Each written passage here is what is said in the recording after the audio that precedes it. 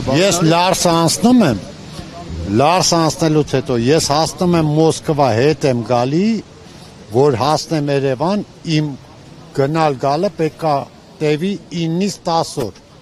բայց որից 11 օրը ես անցկացնում եմ Վլադիկավկազ հերթի մեջ։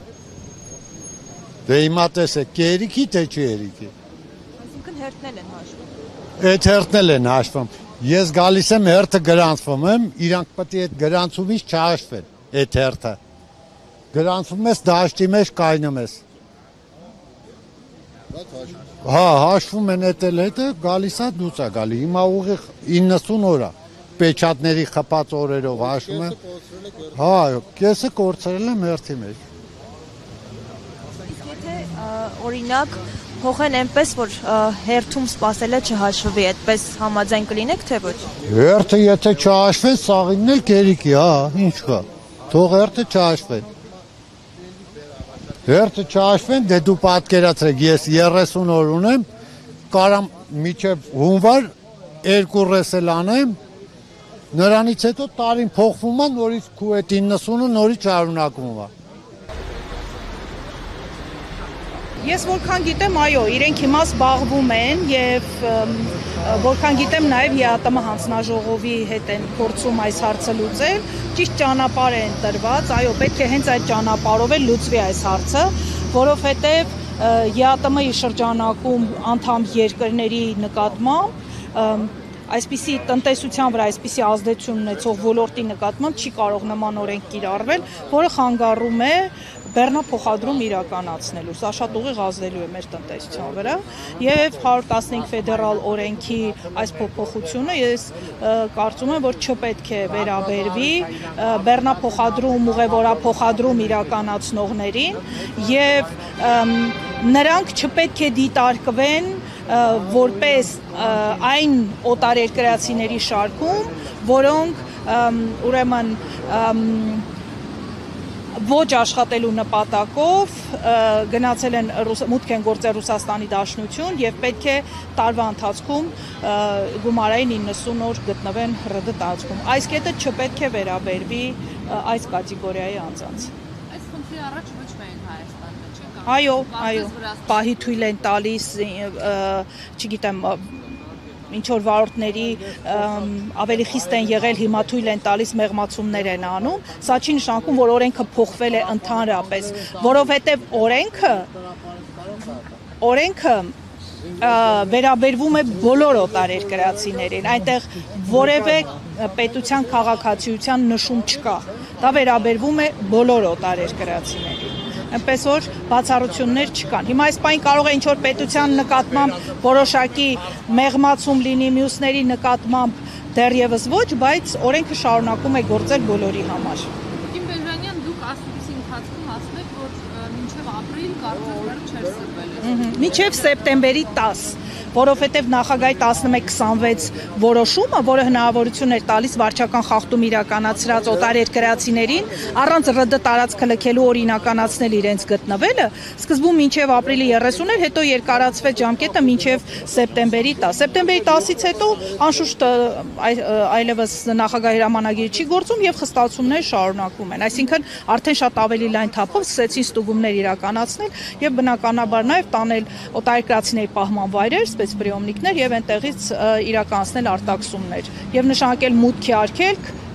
5 տարի ժամկետով։ Ես արդեն իմ ձեռքի տակ ունեմ մոտ 15 հոգու փաստաթղթեր, որոնց 5 տարով մուտքի արգելք են դրել։ Դա էլ է խախտում եղել, որովհետեւ այն օրերի քանակը, որով իրենք 5 տարի մուտքի արգելք են դրել, պետք է 3 տարի դնեին, որովհետեւ 180 օրը չեն գերազանցել իրենք, բայց այս պահին ստացվում է, որ իրենց 180 օրը գերազանցելու հոդված են դրել։ Այսինքն, եթե նախկինում 6 ամսվա ընթացքում կարող էին 90 օր մնալ, ապա դա հիմա դարձել է տարվա ընթացքում։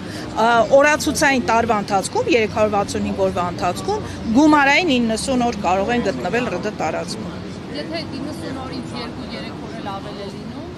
2-3 օր ավելի դեպքում հայտնվում են վերահսկվող անձանց ռեեստրում, որ սառեցվում են իրենց բանկային հաշիվները, որևէ գործարք չեն կարող անել, բայց չեն արգելում գնալ գալը։ Իսկ երբ որ մարդը շարունակում է գնալ գալ, 90 օրից 180 օր ավել գտնվելու պարագայում մուտքի արգելք 3 տարի ժամկետով, 180-ից 270 օր ավել գտնվելու դեպքում 5 տարի ժամկետով, 270 օրից ավել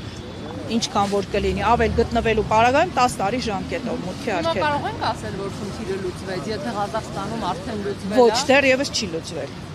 Ղազախստանում էլ դեռևս ես որքան գիտեմ, դա միջանկյալ որոշում է կայացվել։ Ես վստահորեն չեմ կարող ասել, որ այնտեղ 100%-ով լուծվել է այս խնդիրը։ Դուք այս մասին դեռ 1 տարի առաջ եք Այո։ Արդյոք չուշացան մեր պետական մարմինները։ Երբ օրենքը ընդունվեց, ես նախազգուշացնում էի, որ հունվարի 1-ից ուժի մեջ մտավ վերաբերվելու է վարորդներին։ Հունվարի 1-ին ուժի մեջ մտնելուց հետո ես պնդում էի, որ 90 օրը լրանալուց հետո վարորդները խնդիրը ունենալու են, բայց նախագահի հրամանագիրը, քանի որ երկարաձգվեց, նրանք հիմա հայտնվեցին այդ խնդրի առաջ։ Ես կարծում եմ, որ քանի որ սա մեր պետության օրենքի փոփոխություն չի, երկար ժամանակ է պահանջում աշխատանք տանելու համար։ Ես կարծում եմ, որ ինչ որ աշխատանքներ այնուամենայնիվ տարվել են, ես շատ խորը տեղյակ չեմ, բայց ես տեսնում եմ, որ հիմա շատ ավելի ակտիվ աշխատանքներ են տարվում։ Անցած տարվանից այդ աշխատանքները սկսվեին, երբ որ դուք զգուշացնում էիք, գոնե մասամբ լուծված կլիներ, չէ՞։ Գուցե գոնե տեղյակ կլինեին, որ Հայաստանի վարորդները այսպիսի ու ոչ միայն վարորդները այսպիսի խնդրի առաջ են կանգնել։ Ինչ ասա։ Երևի։ Համարում եք, որ այդ առումով դանդաղել են Որոշակի առումով, երևի դանդաղել են, ես կարծում եմ, որ գուցե չեն պատկերացրել, որ այս ծավալի խնդրի առաջ կկանգնեն, բայց ցավոք սովորաբար այս տեսակ խնդիրները լուծվում են հետևանքները վերացնելու տարբերակով, քան կանխարգելելու տարբերակով։ Տեսեք, անգամ Ռուսաստանի Դաշնության սահմանապահ ծառայությունները, որոնք թույլ են տալիս անձանց մուտք գործել դուրս գալ, իրենք մինչև այսօր էլ վստահ են, որ այս օրենքը չպետք է տարածվի բեռնափոխադրողների վրա ու արգելք չեն հանդիսանում, նրանց թույլ են տալիս մուտք գործել։ Իսկ այդ ներսում արդեն ոստիկանները իրենք հաշվում են, այսինքն օտարերկրացուն,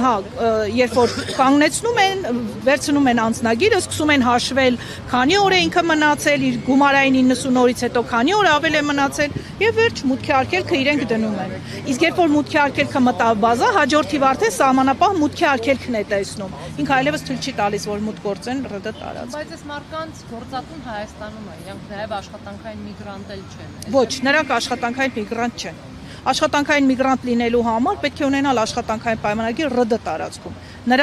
Նրանք նույնիսկ կարիք չունեն միգրացիոն քարտ վերցնելու, որովհետև սովորաբար մինչև 30 օր է իրենց ՌԴ տարածքում գտնվելը։ Այլ բան է, որ հասնում են սահման, օրինակ Լարսում, ինչպես ինձ ներկայացրեցին վարորդները, 20 օր ավել պահում են իրենց եւ 30 օրը գերազանցում է իրենց այնտեղ գտնվելը, բայց մինչև 30 օրվա պարագա իրենք նույնիսկ միգրացիոն քարտ լրացնելու կարիք չունեն։ Սա էլ մեկ այլ խնդրի է բերում, եթե չունեն միգրացիոն քարտ, 30 օրից ավել իրենց կամքից անկախ նույնիսկ հանգամանքների բերումով գտնվում են Ռուսաստանի Դաշնության տարածքում, 30 օրը լրացավ պարտավոր են ունենալ միգրացիոն հաշվառում իրական բնակության հասցեն։ Չունեն այս մարդիկ իրական բնակության հասցե, չեն կարող ունենալ։ Սա էլ է բերելու մուտքի արգելքի, որովհետև իրենք չունեն ռեգիստրացիա, ինչը պահանջում է ՌԴ օրենսդրությունը։ Դեպորտը որ դեպքում է։ Դեպորտը եթե դեպորտ չի, ինքը վարչական, վտարում է, ինչը նշեցի արդեն, եթե 90-ից 180 օր, 90 օրից ավել մնալու պարագայում արդեն իրենց վարչական վտարում է սպառնում։ Մնացածը արդեն վարորդների հետ։ Նայել ջան, ես ոնց որ պիտի գնամ, ինձ խնդրեցին մի հատ նամակ էլ ուղարկեմ։ Գնամ ուղարկեմ։ 15 հոգի էս պահին ինձ ուղարկածներն են, բայց վստահ եմ իրենք շատ ավելի շատ են։ Սրանք են անձինք են, ովքեր ինձ ուղարկել են, ես ուղղակի տվյալների պաշտպանության օրենքից ելնելով չեմ կարող հիմա ձեզ ցուցադրել, բայց անձինք ինձ ուղարկել են հենց վարչական վտարման կամ վիսլկայի փաստաթղթերը, որով իրենց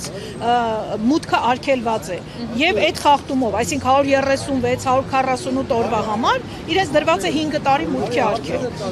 Բայց 74 անձի ցուցակ ունեմ, որոնք ունեն գտնվում են վերահսկվող անձանց ռեեստրում, սառեցված են բանկային հաշիվները, ընդամենը 15-ին է, որ այս պահին ես ունեմ, տվյալ, որ վարչական վտանգն է, այսինքն մուտքի արգելքի տակ են։ Բայց եթե հայտնվել են վերահսկվող անձանց ռեեստրում, հաջորդ երթի ժամանակ իրենք են հայտնվելու այս վարչական պատասխանատվության տակ։